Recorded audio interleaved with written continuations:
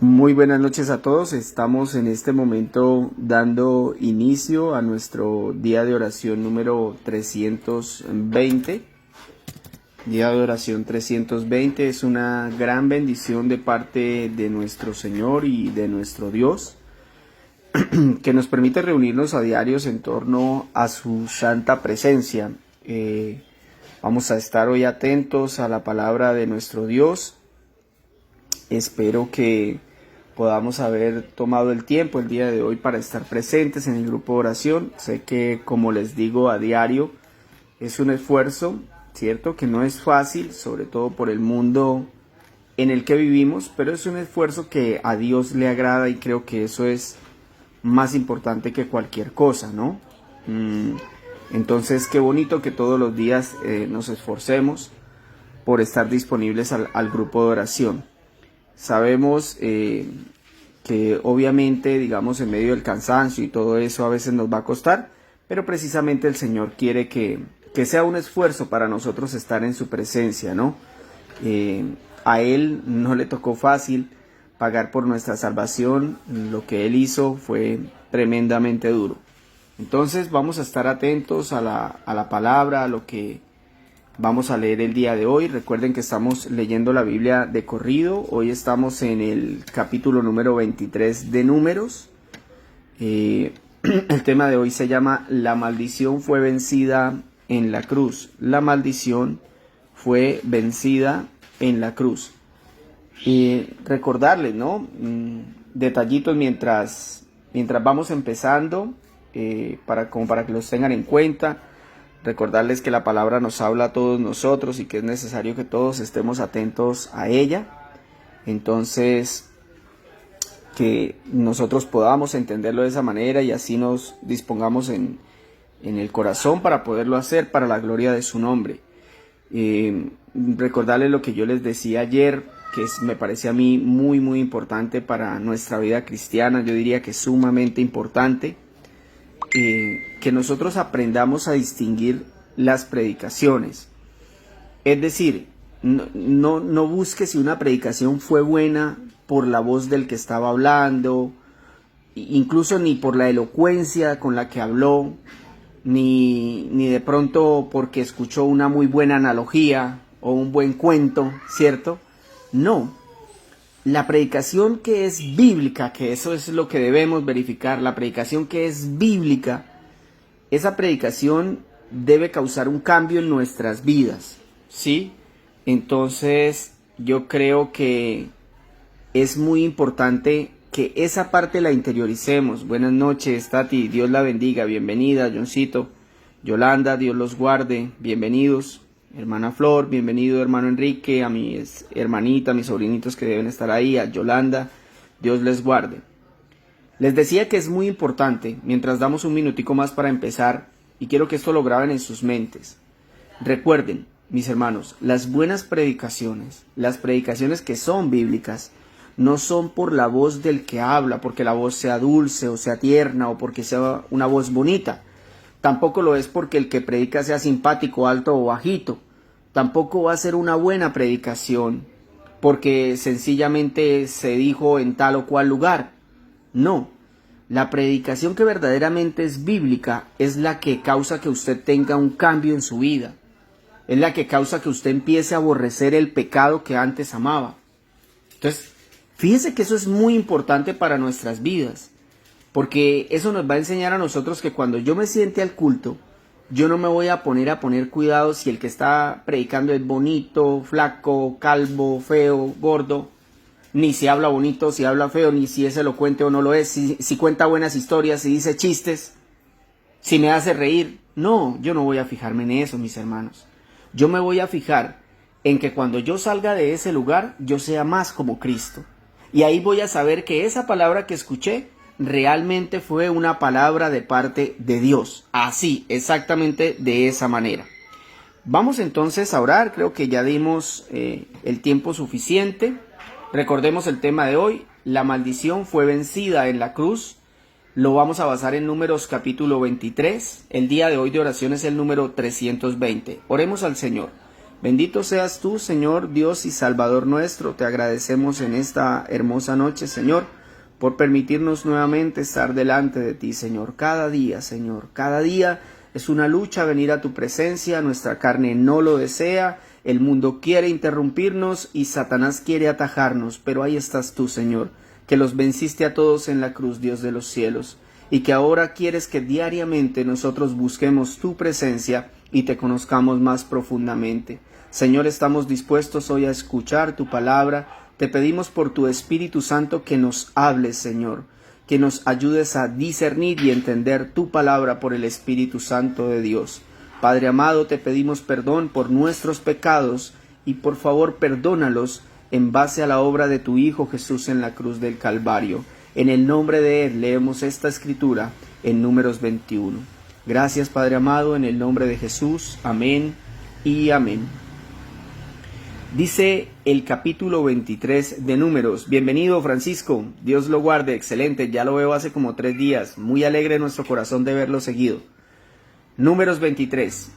Balaán le dijo a Balac: edifícame 7 altares en este lugar y prepárame 7 novillos y 7 carneros. Balac hizo lo que Balaán le pidió, y juntos ofrecieron un novillo y un carnero en cada altar. Entonces Balaán le dijo a Balac: quédate aquí al lado de tu holocausto mientras yo voy a ver si el Señor quiere reunirse conmigo.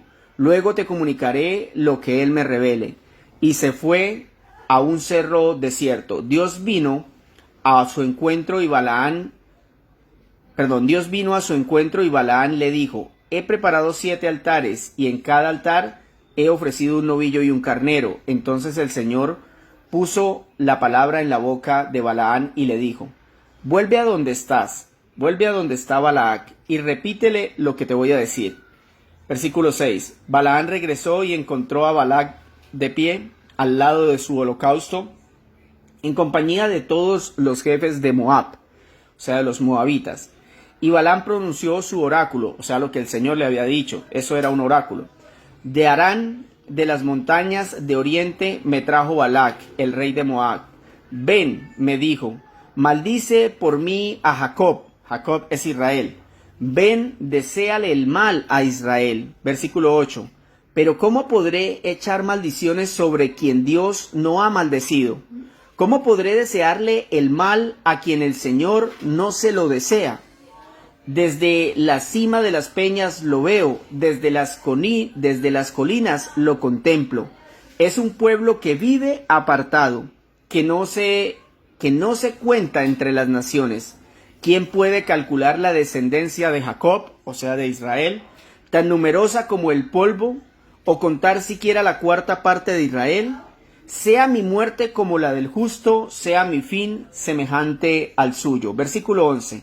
Entonces Balac le reclamó a Balaán: ¿qué me has hecho? Te traje para que lanzaras una maldición sobre mis enemigos, o sea, sobre Israel, y resulta que no has hecho más que bendecirlos. Pero Balaán le respondió: ¿acaso no debo decir lo que el Señor me pide que diga? Entonces Balac le dijo: por favor, ven conmigo a otro lugar. Desde allí podrás ver solo una parte del pueblo y no a todos ellos, y les desearás el mal. Así que lo llevó al campo de Sofín, en la cumbre del monte Pisná. Allí edificó 7 altares, y en cada uno de ellos ofreció un novillo y un carnero. Oiga, es que el mundo se esfuerza por hacernos daño. Es que el mundo se esfuerza por estar en contra de Dios. ¿Sí ven? 7 altares en cada una de las maldiciones que quería ejecutar.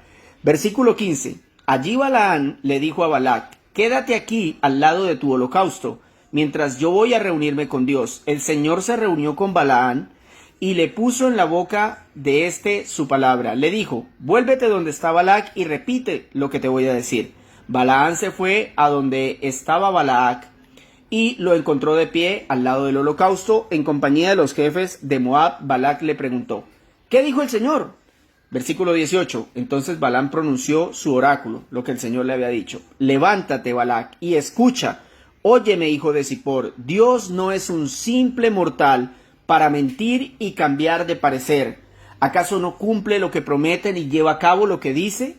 Se me ha ordenado bendecir y eso es lo que Dios quiere. Yo no puedo hacer otra cosa. Dios no se ha fijado en la maldad de Jacob, o sea, no se ha fijado en la maldad de los israelitas, ni ha reparado en la violencia de Israel. El Señor su Dios está con ellos, y entre ellos se le aclama como rey. Versículo 22. Dios los sacó de Egipto con la fuerza de un toro salvaje. Contra Jacob no hay brujería que valga, ni valen las hechicerías contra Israel. De Jacob, el Dios de Israel, se dirá: miren lo que Dios ha hecho. Aquí, para que ustedes se pongan en contexto, hago un paréntesis. Miren que esta persona, Balaán, hacía brujería y hechicería, y sin embargo estaba obedeciendo las órdenes de Dios.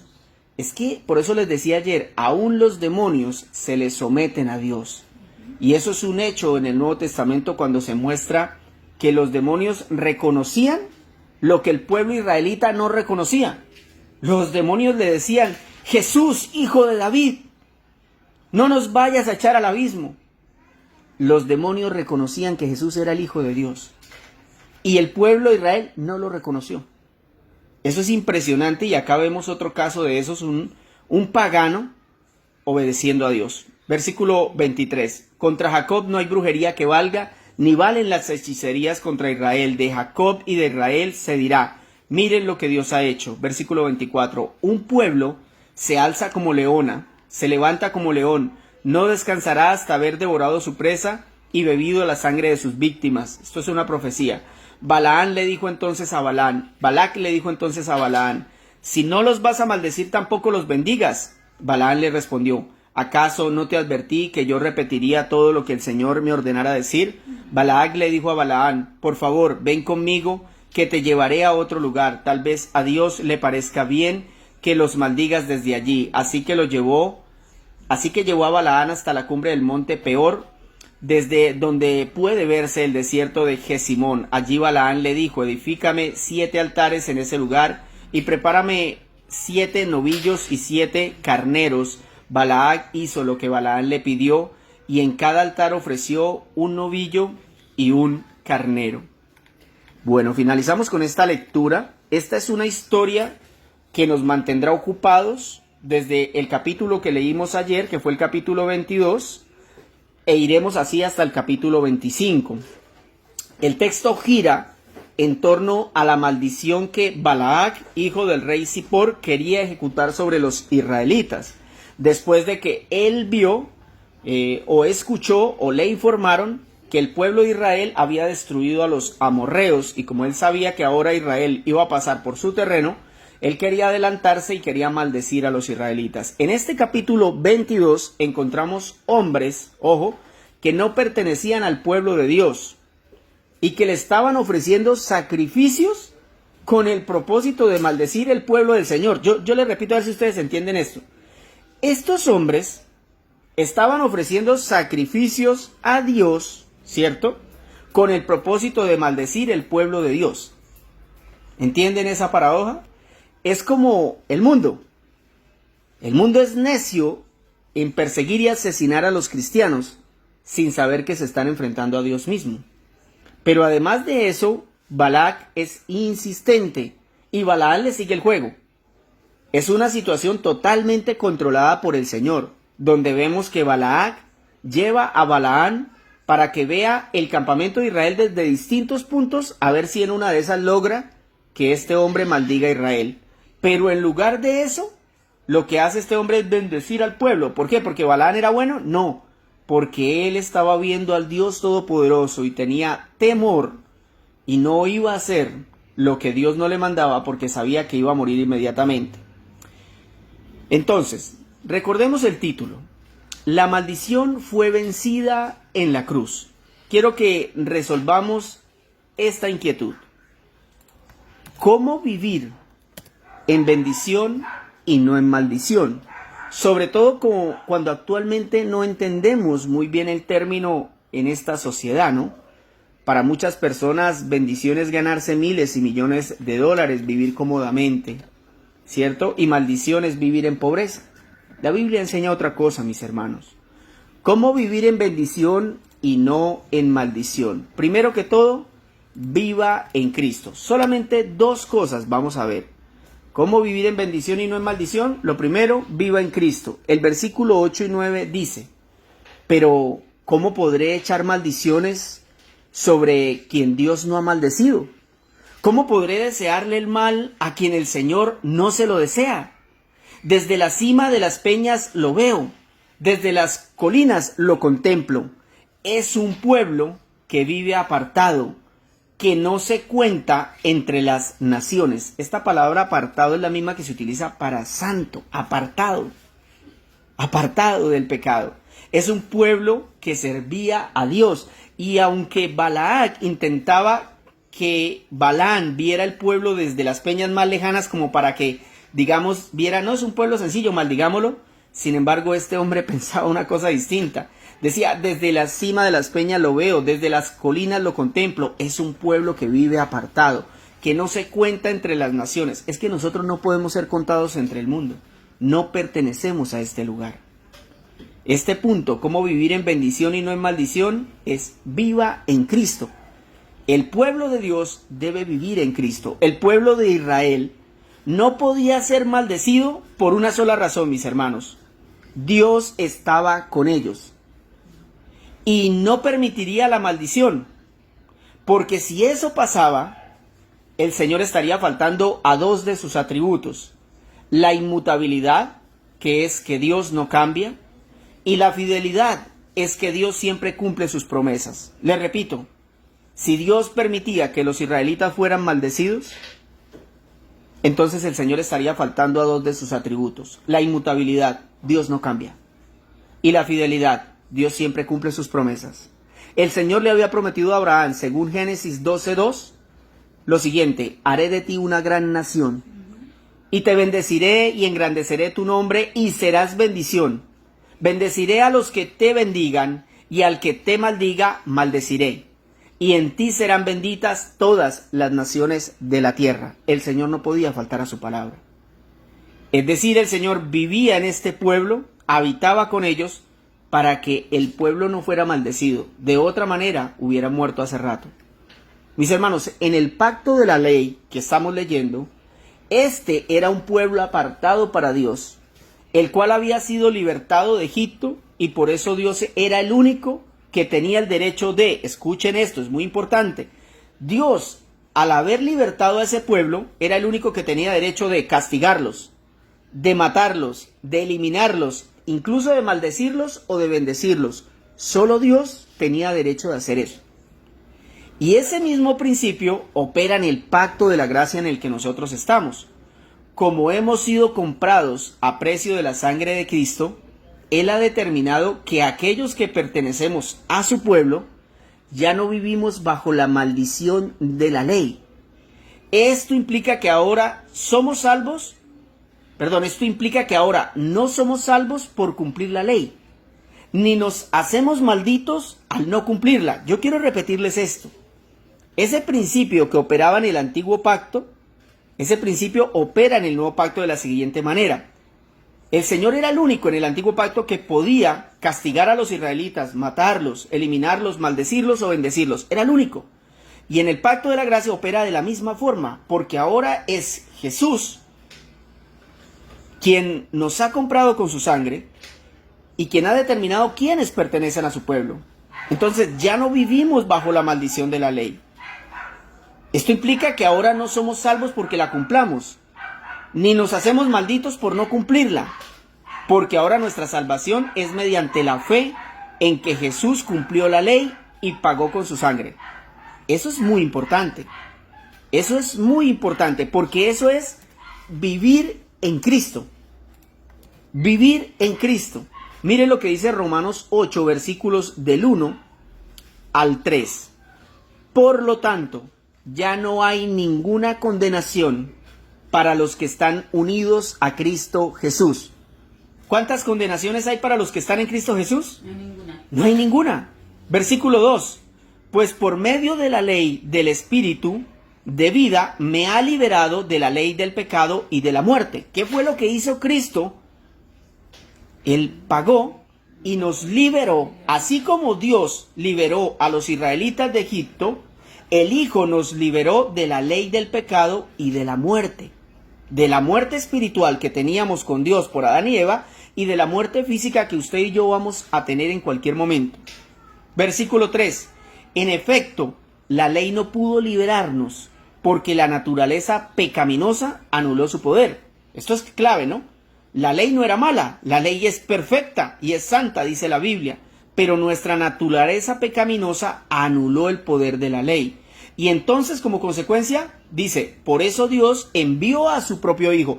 Como la ley no pudo salvarnos, porque nuestra naturaleza pecaminosa es muy fuerte, entonces, ¿qué hizo Dios? Envió a su propio Hijo en condición semejante a nuestra condición de pecadores, es decir, en carne, para que se ofreciera en sacrificio por el pecado, aunque Él no pecó. Así condenó Dios al pecado en la naturaleza humana. Esa es la justicia de Dios. No que nadie pagara por nuestros pecados, es que Cristo pagó por los nuestros. Por lo tanto, si usted le ha inculcado maldición, o si a usted le han inculcado maldiciones generacionales, si usted todavía cree en ese tipo de cosas, y cree que, por ejemplo, porque su papá o su mamá se drogaba, era mujeriega o mujeriego, alcohólico, perezoso, entonces usted también es así por eso, no se engañe. Es su naturaleza pecaminosa lo que lo lleva a hacer eso. Y el ejemplo de su padre o de su madre le ha ayudado para que usted continúe sumergido en su pecado. Pero la Biblia dice claramente que los que están en Cristo ya no viven bajo maldición, sino sobre bendición. Repito, la Biblia dice claramente que los que estamos en Cristo ya no vivimos bajo maldición, sino bajo bendición. La bendición de saber que Él pagó por nuestros pecados. Por eso es que debemos ser agradecidos y obedientes, lo cual debe ser un fruto de aquel que está en Cristo. Vea, usted quiere saber si está viviendo en bendición o en maldición, viva en Cristo. ¿Y cómo sabe que está viviendo en Cristo? Porque usted vive agradecido y en obediencia. Ese es el fruto del que está en Cristo. Vive agradecido y en obediencia. No se le olvide. Número 2. ¿Cómo vivir en bendición y no en maldición? Viva en gracia. Viva en gracia. Dice el versículo 18 hasta el 23. Entonces Balaam pronunció su oráculo. Levántate, Balac, y escucha, oye, hijo de Zippor. Dios no es un simple mortal para mentir y cambiar de parecer. ¿Acaso no cumple lo que promete ni lleva a cabo lo que dice? Se me ha ordenado bendecir y eso es lo que Dios quiere. Yo no puedo hacer otra cosa. Dios no se ha fijado en la maldad de Jacob, ni ha reparado en la violencia de Israel. El Señor su Dios está con ellos, y entre ellos se le clama como rey, se le aclama como rey. Dios los sacó de Egipto con la fuerza de un toro salvaje. Contra Jacob no hay brujería que valga, ni valen las hechicerías contra Israel. De Jacob y de Israel se dirá, miren lo que Dios ha hecho. Ese texto es hermoso, mis hermanos, para leerlo una y otra vez. Los israelitas habían sido escogidos por Dios y tenían, escúchenme bien, no era opcional, tenían que ser bendecidos por las demás naciones. Por orden del Señor, nadie podía maldecirlos, a menos que se quisieran enfrentar contra Él. Es impresionante, mis hermanos, porque el versículo 21 va más allá, va más profundo. Y dice que para bendecirlos el Señor, escuchen esto, porque el punto es viva en gracia. Pero ese versículo 21 es clave, porque dice que para bendecirlos el Señor no tomó en cuenta la maldad del pueblo de Israel. Es más, dice que los bendijo a pesar de sus iniquidades, de sus quejas y rebeliones. Eso se llama gracia. Esa bendición es la más grande, aun porque Él decide, después de eso, habitar entre ellos. Entonces, eso implicaba que ahora ningún brujo, ni sus hechizos, podrían hacerle daño a los israelitas. Dios permitió que esta historia quedara registrada para darnos luz de cómo vivir en su gracia. De cómo vivir en la gracia del Señor es una bendición que no tiene comparación. Vivir en la gracia de Dios es una bendición que no tiene comparación. Quiero leerles un extracto del Salmo 103, del versículo 2 al versículo 9. Esto es una belleza, mis hermanos. Pongan atención, por favor. Salmo 103, versículos de 2 al 9. Alaba, alma mía, al Señor, y no olvides ninguno de sus beneficios, de sus bendiciones. ¿Cuáles son esas bendiciones? Versículo 3. Él perdona todos tus pecados y sana todas tus dolencias. Él rescata tu vida del sepulcro y te cubre de amor y compasión. Él colma de bienes tu vida y te rejuvenece como a las águilas. El Señor hace justicia y defiende a todos los oprimidos. Dios da a conocer sus caminos a Moisés, reveló sus obras al pueblo de Israel. El Señor es clemente y compasivo, lento para la ira y grande en amor. No sostiene para siempre su querella, ni guarda rencor eternamente. No nos trata conforme a nuestros pecados, ni nos paga según nuestras maldades. Esa es la gracia del Señor. La pregunta es, ¿por qué Jesús nos da todas estas bendiciones cuando en realidad merecemos la maldición? Es algo que, si usted entiende, lo va a llevar a ser agradecido y obediente. Y no hay una respuesta, mis hermanos. No hay razón para que Jesús entregue todo lo que dice el Salmo 103. No hay una respuesta. Es solamente gracia. Entonces, que eso nos motive a vivir bajo la gracia de Dios sin abusar de ella. No olvides sus beneficios. Él rescató nuestra vida del sepulcro cuando estábamos muertos en delitos y pecados. Él nos ha perdonado. Él nos ha dado vida eterna. Él ha hecho justicia mediante su Hijo. Él es lento para la ira y no nos trata como merecemos. Por eso es que cuando alguien me dice, yo no perdono a tal persona por esto que me hizo, esa persona ya no cambia. Acabemos todo. Destruyamos lo que Dios unió. Yo digo para mis adentros, esta persona no ha entendido la gracia de Dios. Imagínense si Jesús pensara como muchos de nosotros. Ya no estaríamos vivos, mis hermanos. Vamos a orar. Bendito sea tu hermoso nombre, Señor. Bendita sea tu palabra, Padre. Estamos agradecidos por la oración de esta noche, Señor, por esta pequeña reflexión de la Escritura, Señor. Gracias por el libro de Números, Señor, en el que hemos avanzado ya más de la mitad, Señor. Y estamos felices, gozosos, Señor, de poder caminar lo que caminaron estos israelitas, Señor. Ahora entendemos que tú querías que esto quedara escrito para que nosotros nos reflejáramos en ello, para que viéramos el comportamiento de este pueblo en nosotros mismos y el comportamiento que tú tienes con un pueblo aún cuando es desagradecido y desobediente, Señor. Perdónanos. Perdona tanta desobediencia, Señor. Perdona cuando nosotros no abrazamos tu gracia. Perdónanos, Señor, y ayúdanos a vivir en tu Hijo Jesús, en la obra que tu Hijo realizó hace más de 2000 años y que fue planeada desde antes de la fundación del mundo, Señor. Te pedimos perdón, Señor, por nuestros pecados. Te pedimos que nos perdones y que nos redimas, que nos limpies, Señor, y que nos guardes de la tentación y del pecado, Señor. Ayúdanos a ser fuertes para enfrentar las batallas que se nos vienen, Señor. No sabemos qué puede venir mañana. Así como estos israelitas no sabían que mañana irían a otra batalla. Mañana tendremos otra batalla contra este mundo, contra Satanás, contra nuestra propia carne.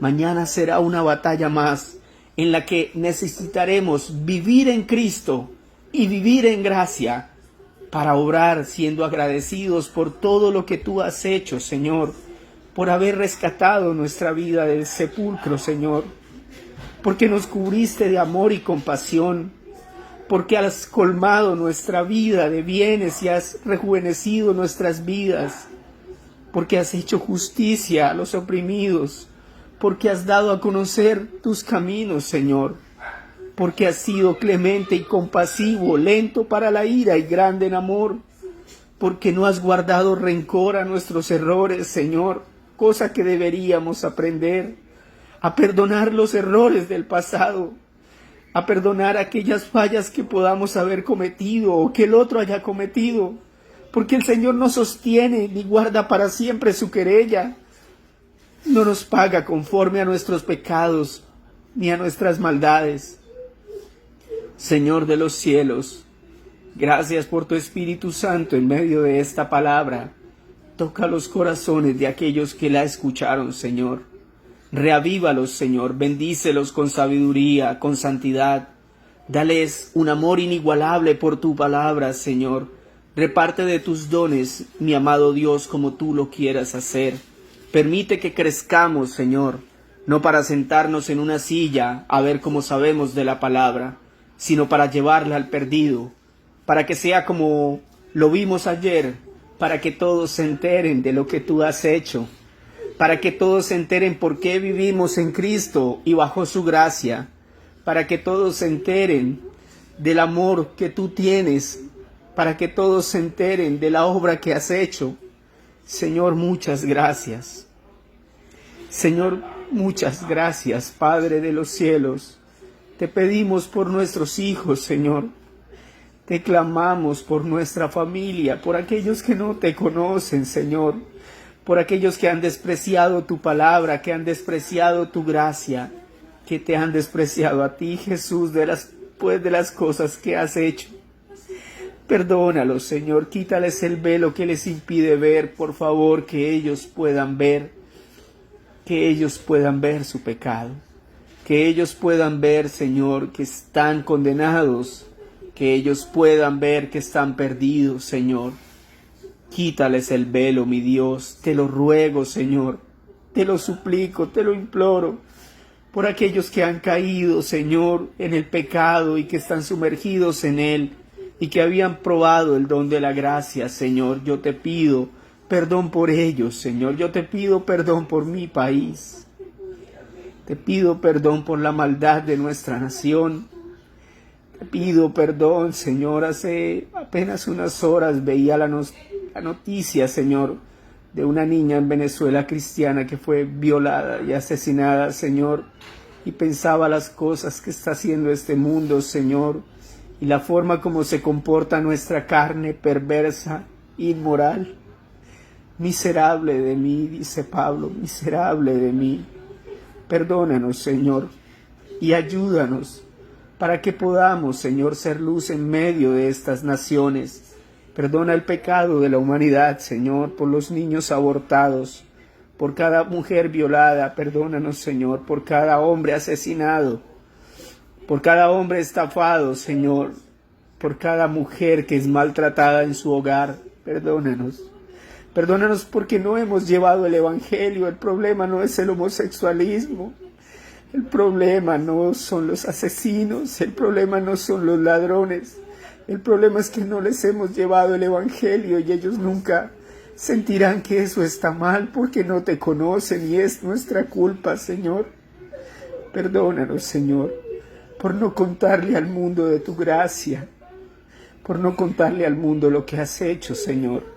Perdónanos y ayúdanos a vivir para reaccionar y poder hacer tu obra, Señor. Gracias, Padre, por esta noche y por este grupo de oración. En el bendito y precioso nombre de Jesús. Amén y amén. Bueno, hermanos, gracias a las personitas que se nos conectaron en esta noche. Recordarles que mañana nuestro grupo de oración será a las 7:10 con el favor del Señor, para que entonces estemos conectaditos sobre esa hora. Por ahí, por tarde, sobre las 7:15 estamos empezando. Saben que los primeros minutos los doy para que podamos ahí hacer una conversación corta mientras les llega el anuncio a todos. Pero por tarde, 7:15 estaremos ahí. Así que Dios los bendiga mucho y que descansen en la paz del Señor. Que estén muy bien.